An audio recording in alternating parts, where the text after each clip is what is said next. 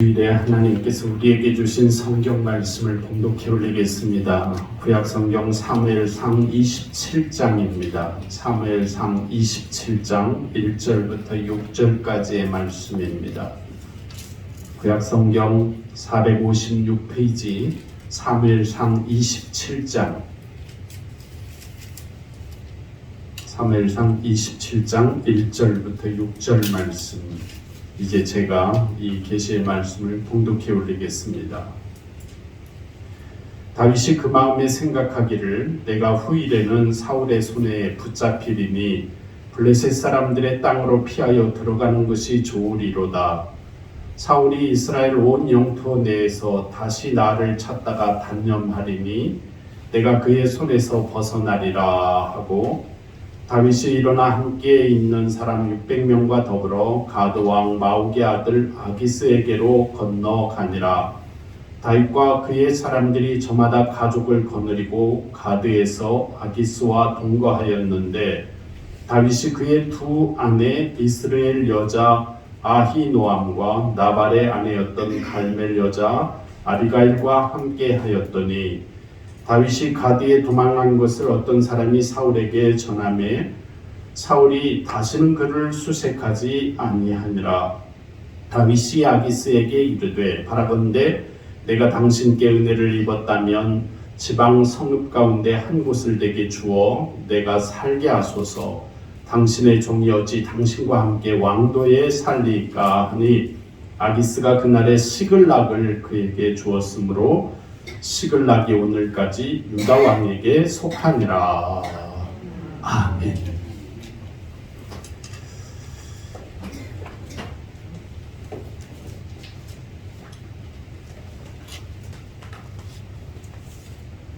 다윗은 20대 젊은 청년 시절에 자신의 몸에 수배 현상금이 붙은 채로 징용 수배자가 되어서 광야에서 약 10년 정도를 살았던 경험이 있습니다. 어린 나이에 하나님께 택함을 받았고 이스라엘 왕으로 기름 부음을 받았었습니다.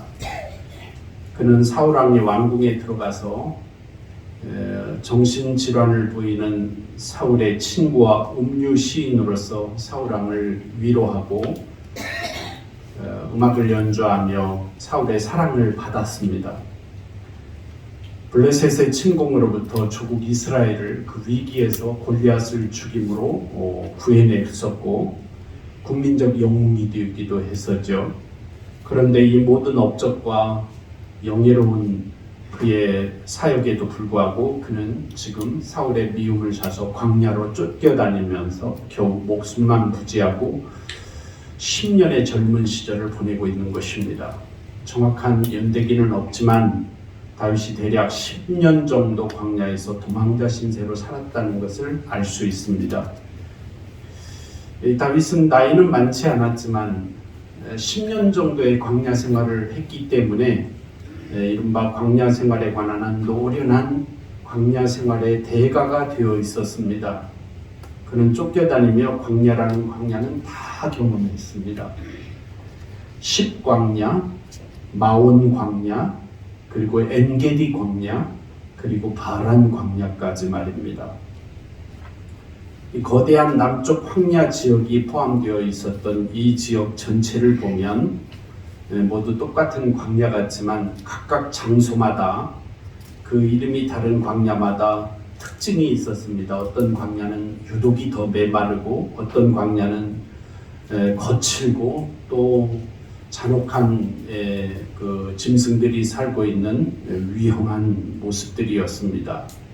각 광야마다 아주 특별한 위험 요소들이 피하여 10년의 생애를 살고 있던 다윗의 생명을 위협하는 장소였습니다. 어디 한 곳 편한 곳이 없었겠죠. 그렇습니다.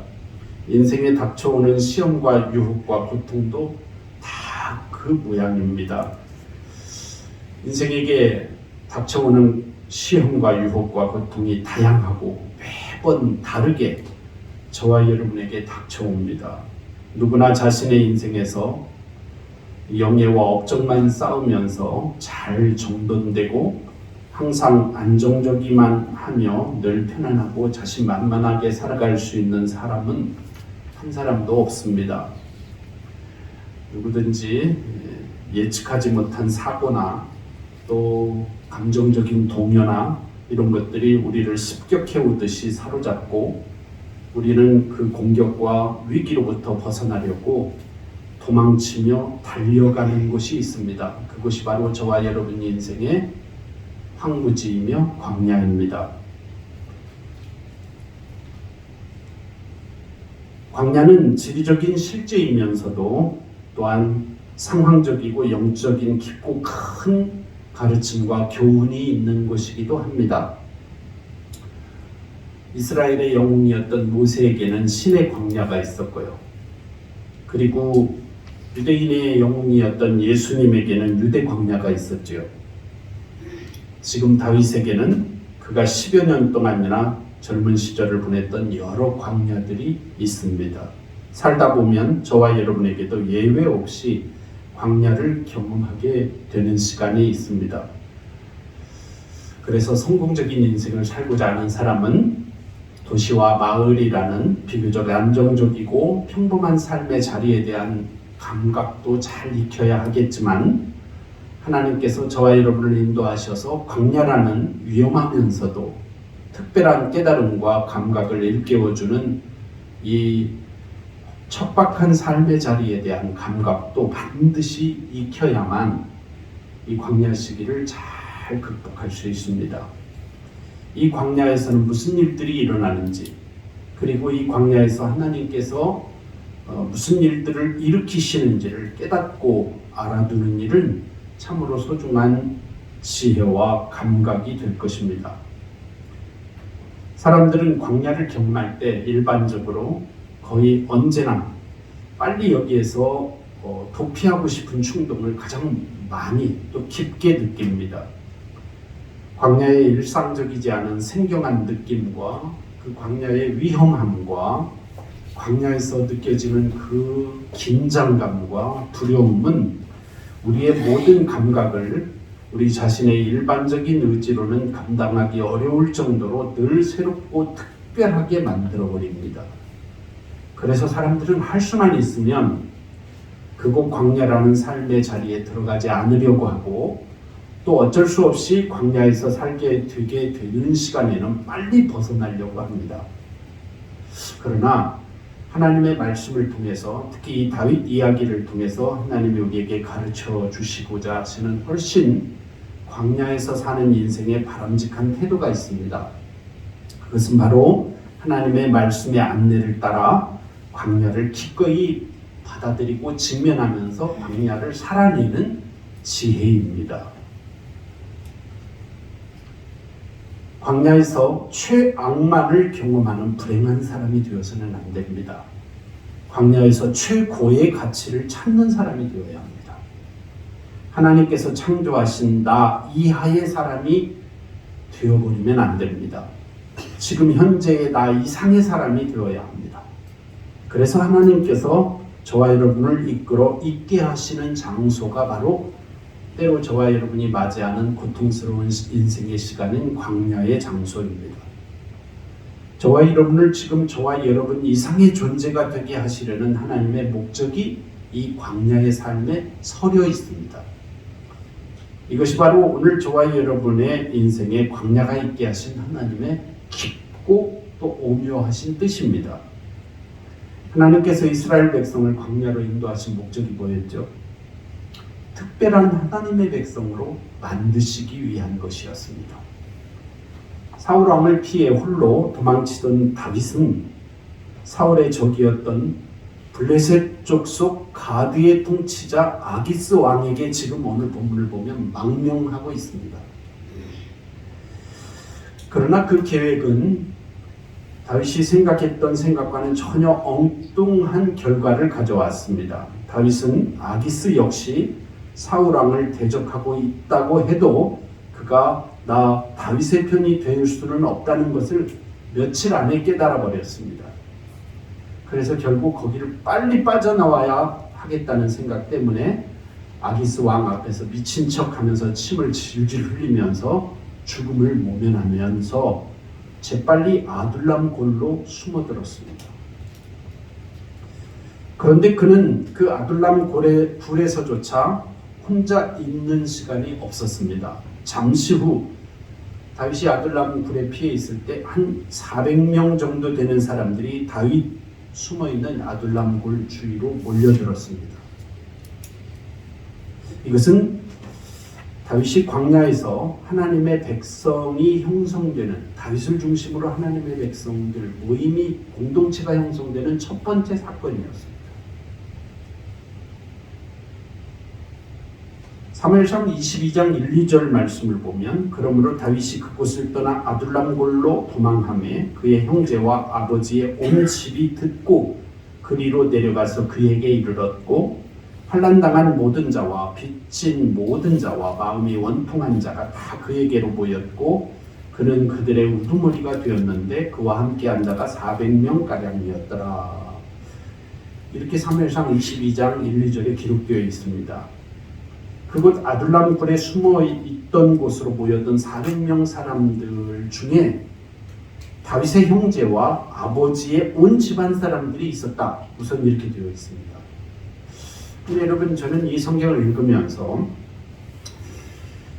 이 다윗의 아버지와 형제들과 온 식구들이 왜 다윗이 피해 숨어 있는 아둘람 굴까지 왔을까? 이 참 의아한 생각이 들었습니다.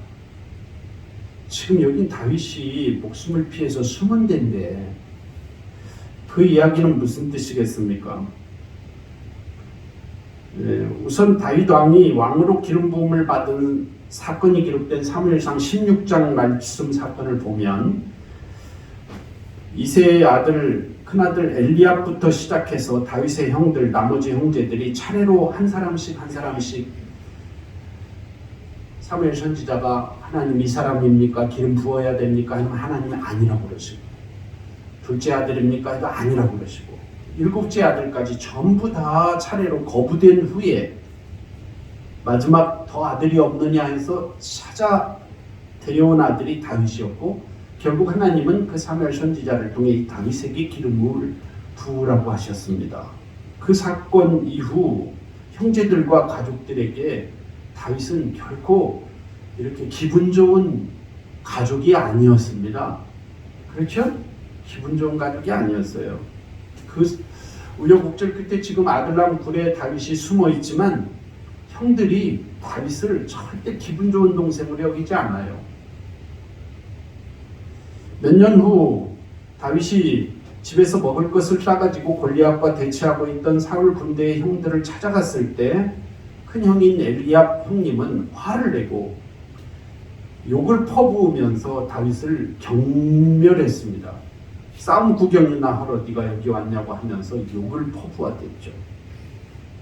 다윗의 형들과 가족들, 그들은 아마도 지금 여기 온 특별한 이유가 있었을 것입니다. 그것은 다윗을 향한 사울의 적대감의 여파가 자신들에게도 미쳤기 때문입니다. 잘못하면 자신들도 죽을 것 같기 때문에 그곳 다윗이 숨어있던 아둘람 굴로 피신하는 선택을 어쩔 수 없이 하게 된 것입니다. 당장 목숨이 위태롭다고 판단한 그들은 비록 다윗이 예쁘지는 않지만 못마땅하기는 하지만 그와 함께 하는 것이 현재로서는 가장 안전한 생존 방식이라고 생각했던 것입니다. 전에는 서로 맞지 않던 형제들이었지만 그들이 당한 고통이 그들을 하나로 묶어주는 하나님의 시간이 된 것입니다. 그들이 그곳 아둘람 굴로부터 찾아오자 다윗은 즉시 부모님을 모압 땅으로 모셔 피신시켜드리고 광야 시절 내내 그곳에서 부모님을 돌보아드렸습니다.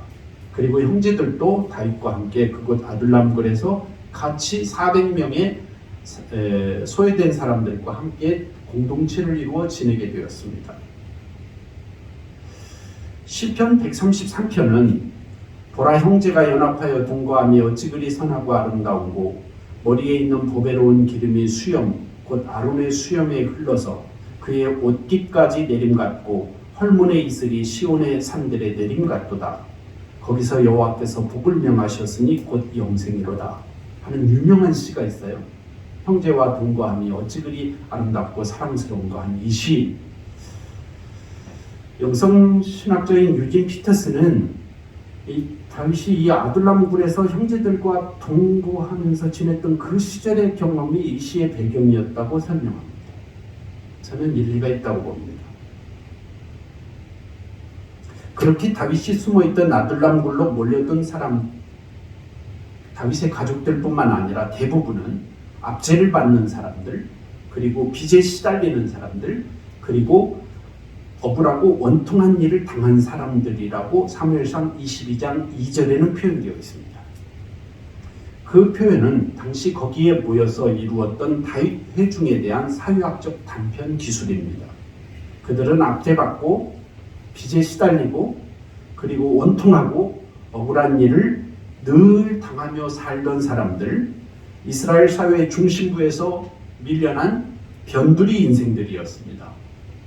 사회에서 성공하지 못한 사람들, 거절당한 사람들, 실패하고 탈락한 사람들이었습니다. 다윗은 광야에서 10여 년을 바로 그런 사람들과 함께 보냈다는 것입니다. 다윗이 이 사람들하고 함께 살고 싶었을까요?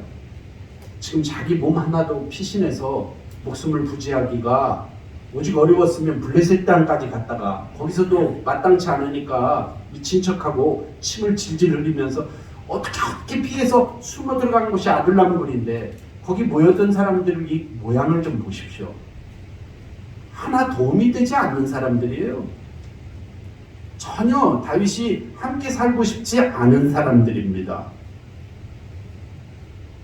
이 사건이 기록된 사무엘상 22장을 포함한 성경 말씀에 다윗이 그런 부류의 사람들과 함께 10여 년을 살면서 어떻게 구체적인 신앙 공동체를 이루었는지 구체적으로 말씀되어 있지 않습니다. 그러나 우리가 충분히 알 수 있는 것은 다윗이 어떤 사람입니까? 지금 그 고난 속에서도 기도하는 영적인 사람, 하나님과의 사랑의 관계를 유지하는 경건한 사람이었지 않습니까? 다윗의 이 거룩한 영향력이 거기 모여든 400여 명의 사람들에게 스며들었다는 것을 알 수 있습니다. 저와 여러분의 인생을 살면서 가족이든지 형제든지 친척이든지 교인들이든지 아무리 존경하는 사람이라 하더라도 적당한 거리 혹은 멀리 떨어져 있으면서 위신을 지키고 체면을 유지하면서 적당한 관계를 지켜나가는 일은 쉬운 일은 아니지만 그렇게 불가능한 일은 아니에요. 적당한 거리만 지키면. 그러나 진짜 어려운 일이 뭐죠? 함께 같이 살면서 최선을 지키고 함께 동거하면서 관계를 발전시켜 나가기는 참 쉽지 않은 일이에요. 추석 명절 때 결혼해서 따로 나가 살고 있던 아들 며느리가 손자를 데리고 왔는데 어떤 목사님이 명절 중에 운동하며 만나서 하시는 말씀이 한나절도 안 지났는데 너무 힘들다. 손자 아들이 며느리가 좀 빨리 갔으면 좋겠다. 근데 안 가고 그냥 집에 있는 거예요. 엄마 아빠 좋게 한다고. 근데 그 목사님이 아직 뭐 70도 안 된 60대 후반 목사님, 선배 목사님인데요. 솔직히 말씀하시더라고요. 사모님 너무 힘들어한대요. 자기 부인이. 그 손자 좀 빨리 갔으면 좋겠대요. 멀리 떨어져 있을 때는 왜 안 오나. 명절인데 아들도 오고 딸도 오고 다 왔으면 좋겠다. 그랬는데요. 막상 오니까 너무 힘들다라는 거예요. 함께 살면서 최신을 지키고 관계를 발전시켜 나가는 일은 성도 여러분 그렇게 쉽지 않습니다. 그런데 다윗 주변에 어떤 사람 400명이 모여들었어요. 사랑받지 못했고 사랑스럽지도 못한 어중이 떠중이들, 압제받고 빚에 시달리며 원통하고 억울한 일만 당하는 사람들. 그들은 그런데 다윗과 함께 놀라울 만큼 사기충천한 공동체로 만들어지고 있었다는 사실입니다. 여기 중요한 메시지가 있습니다. 하나님은 구원이 필요한 모든 사람들에게 구원을 이루어 가시는 하나님이십니다. 도덕적, 사회적으로 하류계층이었던 그 사람들을 하나님의 거룩한 백성으로 어떻게 만들어 가셨는지 바로 이것이 오늘 본문 말씀의 중요한 강조점입니다.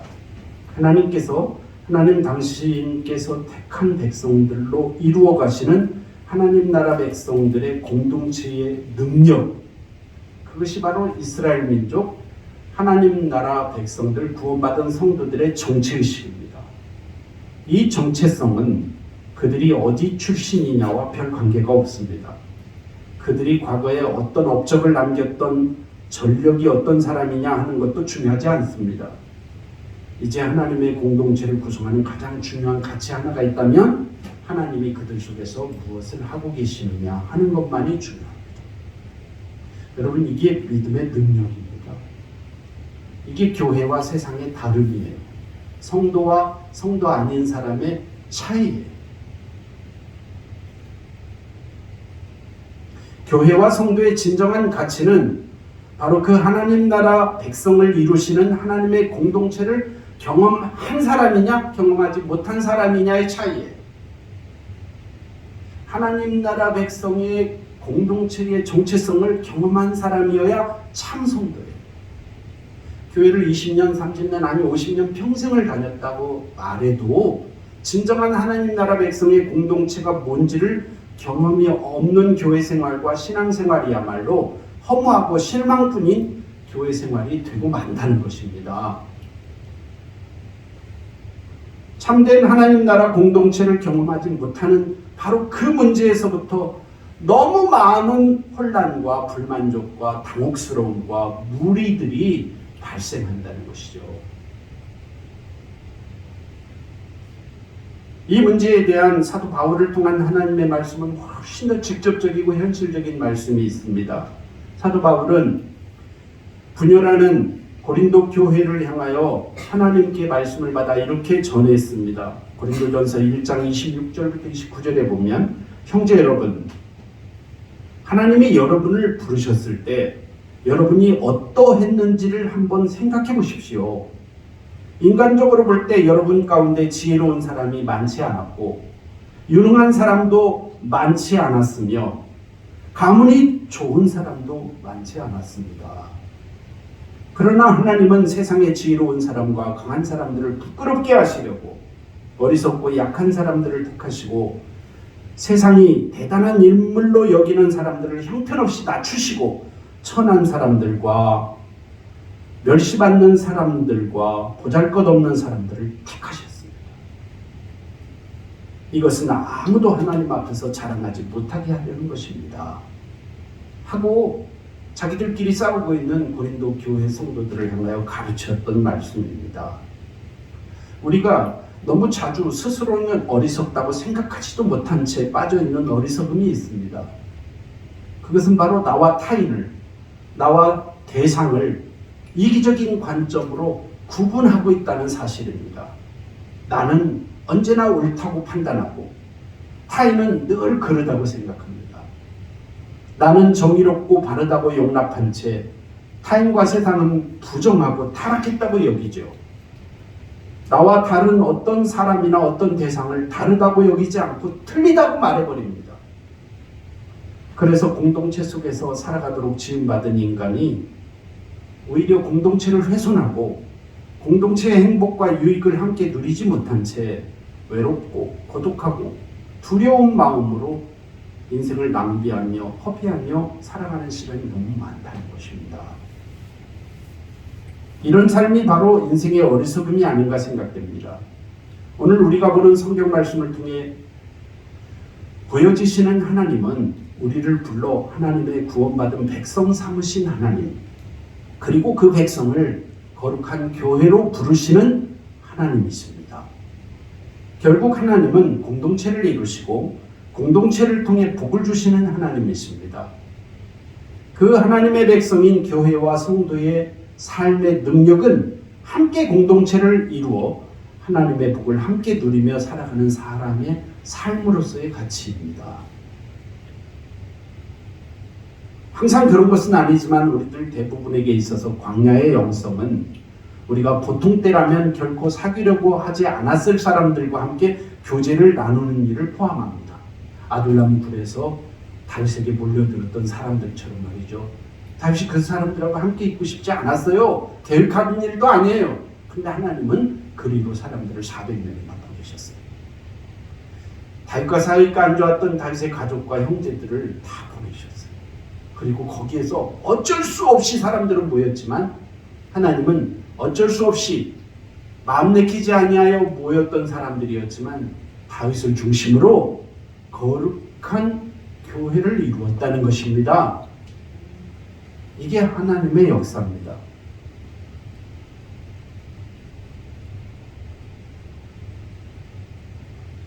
광야의 영성은 우리가 보통 때라면 결코 사귀려고 하지 않았을 사람들과 함께 교제를 나누는 곳이 되는 것입니다.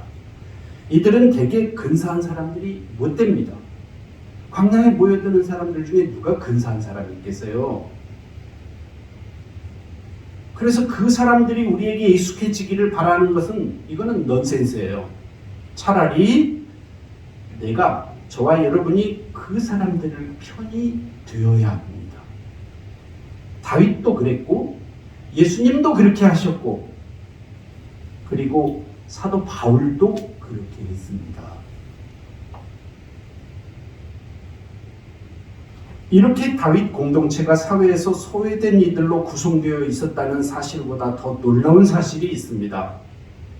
그것은 바로 오늘 본문 사무엘상 27장 1절부터 함께 읽은 6절까지의 말씀에 놀랍게 나타납니다. 400명으로 시작해서 600명까지 늘어난 그 공동체가 가드의 아기스 왕과 고용 계약을 맺었다는 사실이 기록되어 있어요. 가드의 아기스 왕이 누굽니까? 블레셋 왕이에요. 블레셋 지방의 한 지역의 왕이에요. 다윗이 블레셋으로 피신하여 숨어서 살 뿐만 아니라 이제는 그 블레셋 지역의 한 왕과 계약을 맺고 있다는 거예요. 거래를 지금 하고 있어요. 당시 블레셋은 이스라엘의 가장 적대적인 적이었습니다.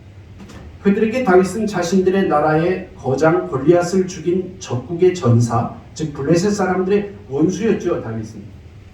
그런데 지금 그 다윗이 블레셋 사람들과 싸움을 벌이기는커녕 오히려 그들의 호감과 환심을 사려고 적극적으로 구애를 펼치고 있습니다. 다윗은 광야 생활의 마지막 16개월 동안 블레셋 지역에서 그들과 동맹관계를 맺고 살았습니다. 사울의 살인 기도에서 도무지 안전할 수 없다고 판단한 다윗은 마침내 자신과 이스라엘의 오랜 숙적이었던 블레셋과 동맹을 맺기에 이른 것입니다. 다윗은 지금 적국인 블레셋과 동맹을 맺을 뿐만 아니라 한술 더 떠서 그들에게 철저히 사기까지 치고 있습니다.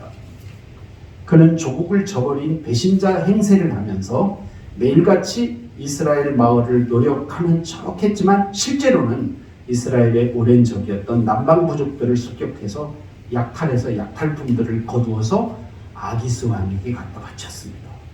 아기스 왕은 다윗이 바치는 그 물품들을 보면서 스스로 속아서 이야 진짜 충성스러운 용맹스러운 젊은이 하나를 내가 보배 같은 놈을 하나 얻었구나 하고 기분 좋아했습니다. 아기스 왕은 그토록 용맹스럽고 충성스러운 군사 동료를 얻게 된 것을 마음껏 기뻐하면서 너무 기분이 좋아서 다윗에게 시글락이라는 도시를 선물로 주었다고 오늘 본문에 기록되어 있습니다. 물론 다윗이 먼저 요청했습니다. 왕이시여, 제가 어떻게 왕의 도시에서 함께 살 수 있겠습니까? 저와 저를 따르는 백성들이 살 수 있는 조그마한 성읍 하나를 주십시오. 그랬더니 아기스 왕이 너무 기분 좋게 생각해서 시글락이라는 도시를 그 블레셋의 한 마을을 가서 살도록 다윗의 소유를 줬다는 거예요. 그래서 다윗이 자기를 따르는 사람들과 함께 거기서 살았고 지금도 유다 왕의 성읍이 되었다. 그렇게 기록되어 있어요. 그렇죠? 이 부분 성경 말씀을 해석하는 전통적인 입장은 크게 두 가지입니다. 하나는 도덕적인 관점에서 해석입니다. 다윗이 거짓말쟁이다. 사기쳤다. 다윗이 얼마나 연약한 사람이면 이렇게까지 도덕적으로 타락한 행동까지 일삼으면서 목숨을 구제하기 위하여 이렇게 구차하게 살았느냐 하는 식으로 그래서 구원은 하나님께 있지 다윗의 의로움에 있지 않다 하고 해석하는 그럴듯한 해석이에요. 도덕적인 입장에서 해석. 다른 하나는 세속적인 관점에서의 해석입니다. 다윗이 얼마나 지혜로웠느냐. 그 나라는 적국 블레셋 아니었느냐. 원수를 속인 일이 뭐가 잘못이냐. 하나님의 백성이 하나님 나라를 이루는 큰 인생의 과정 속에서 얼마든지 있을 수 있는 일이었다 하는 차원의 세속적인 관점에서의 해석입니다.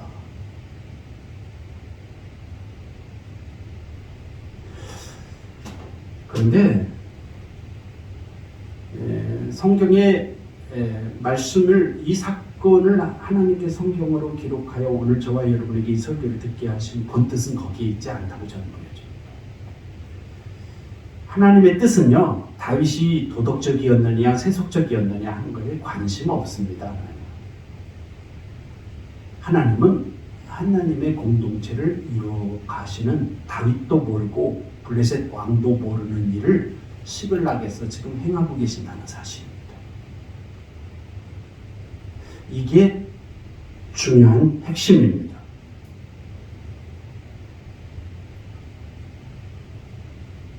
월터 브루그만이라는 유명한 신학자가 말했습니다. 지금 우리는 겉으로 드러나지는 않지만 그 밑에 하나님의 다스림이라는 주제가 면면히 흐르고 있는 지극히 의도성이 강한 한 작품을 대하고 있다. 다윗이 어디에 있든 여호와는 그와 함께 계시고 계신다. 이 본문을 해석한 월터 브루그만의 해석이었습니다. 하나님께서는 바로 그런 상황 속에서도 하나님의 구원 공동체를 이루어가고 계신다는 것입니다. 영적인 삶의 가장 중요한 관심은 우리가 하나님을 위해 무엇을 하느냐 하는 문제가 아니라 하나님이 우리를 위해 무엇을 하고 계시느냐 하는 문제입니다. 사람들은 되게 신앙생활하면서 내가 하나님을 위해 뭘 하느냐 여기에 관심이 많아요. 그런데 진정한 영성에서의 진짜 우리가 기울여야 할 관심은 하나님이 나를 위하여 무엇을 하고 계시느냐 하는 것에 초점을 모아야 한다는 것입니다. 당시 가드의 아기스 왕치하에서 그런 모습으로 살아가야만 했던 다윗과 아기스의 이 에피소드는 우리에게 문화에 굴복해 살아도 좋다고 말하는 내용도 아니고 반대로 그런 사람들과는 함께 섞여 살지 말고 구별된 백성으로 순교자 신앙을 지키며 살아야 한다고 가르치는 도덕적 가르침도 아닙니다. 이 사건 성경 말씀이 기록된 중요한 초점이 있습니다. 그것은 우리 인생이 어떤 상황 속에서 다윗이 광야 혹은 아기스에서 살듯 블레스에서 살았던 시절처럼 거대한 문화에 압도되어 있을 때 어떤 일이 일어나는가 하는 것입니다. 어떤 일이 일어나는가 그 말은 하나님이 그 시간에 무엇을 하시는가 하는 것입니다. 내가 하나님을 위하여 무엇을 하는가가 아니고 나는 하나님을 위하여 아무것도 할 수 없을 때 내 생존의 위협까지 당하는 그 시간 하나님이 나를 위하여 무엇을 하고 계십니까? 이 시간 하나님 뭘 하고 계십니까? 다윗은 손 하나 까딱 할 수 없는 그 상황 속에서 하나님께서는 다윗의 삶 속에서 하나님의 공동체를 지금 운영해 가고 계십니다. 이것이 오늘 본문 말씀의 강력한 메시지입니다. 그래서 저는 오늘 이 주일의 설교 제목을 시글락, 새로운 공동체라고 붙였습니다. 새로운 교회가 된 도시가 바로 이 다윗이 거짓말로 가드왕을 속여서 얻었던 성읍 시글락이었다는 것. 거기에서 하나님의 일을 하고 계셨어요. 다윗의 의도와는 전혀 관계없이. 다윗은 가드왕 아기스를 위해 일하면서 자신과 군대가 머무를 수 있는 도시 하나를 달라고 요청했고 아기스는 그에게 시글락을 주었죠. 시글락은 다윗의 기지가 되었고 그의 가족과 병사들을 위한 넓게 해석하면 거룩한 공동체, 즉 교회가 되었습니다. 시글락 그곳은 그리스도인으로서 진지하게 살려는 이들이 흔히 자신의 기대와 전혀 맞지 않는 장소와 사람들 속에서 처하기 마련이라는 진리를 저와 여러분에게 알려주는 장소입니다. 나의 기대에 전혀 맞지 않는 장소와 사람들이 바로 저와 여러분의 교회에, 저와 여러분의 삶의 현장에, 저와 여러분의 곁에 이웃으로 얼마든지 모여들 수 있다는 것입니다.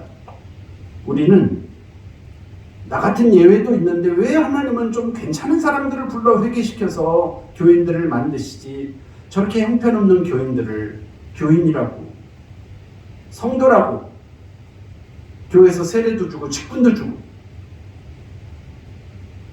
아니 어떻게 저런 사람이 교회에 재직이 되고, 저런 행동을 하는 사람이 어떻게 나와 함께 신앙생활하는 교회 일원이 될 수 있느냐고 이렇게 불평하기가 쉽습니다. 그러나 성도 여러분, 착각하지 마십시오. 반드시 잊지 마시고 기억하십시오. 그리스도인의 삶은 결코 혼자만의 삶이 아니라는 것을 잊지 마십시오. 그리스도인의 삶은 본질적으로 공동체의 삶입니다. 혼자의 삶이 아니고, 혼자만의 이야기가 아닙니다. 공동체의 이야기입니다. 여러분 개인의 이야기가 아니에요. 공동체의 이야기예요. 나는 다른 이야기들과 더불어 나의 이야기를 배우는 것입니다. 각자의 이야기는 다른 이야기에 영향을 끼치기도 하고 영향을 받기도 합니다. 그런 삶의 장소로 하나님이 이 곤궁한 시절에 다윗에게 허락해 주셨던 한 블레셋 성읍이 시글락이었다는 것입니다. 우리는 이런 시글락에 살고 있으면서도 때로 환멸을 느낀 나머지 이런 현실과 멀리 떨어져 홀로 종교 사업자들과 위선자들의 오염되지 않은 순수한 영혼을 나 한번 살아보겠다고 추구하기도 합니다. 그러나 만일 우리가 정직하고 또 말씀에 정직하게 우리 자신을 비추어가면서 신앙생활하고 기도하면서 본다면 그런 기대가 온전히 채워지는 것은 불가능하다는 것을 하루도 안 되어 깨닫게 될 것입니다. 우리는 결코 홀로 광야에서 생존할 수 없습니다. 우리에게는 반드시 공동체, 다른 사람이 필요합니다. 우리에게는 우리를 이끌어갈 지도자가 필요합니다. 영성은 대개 영성처럼 보이지 않을 때가 더 많습니다.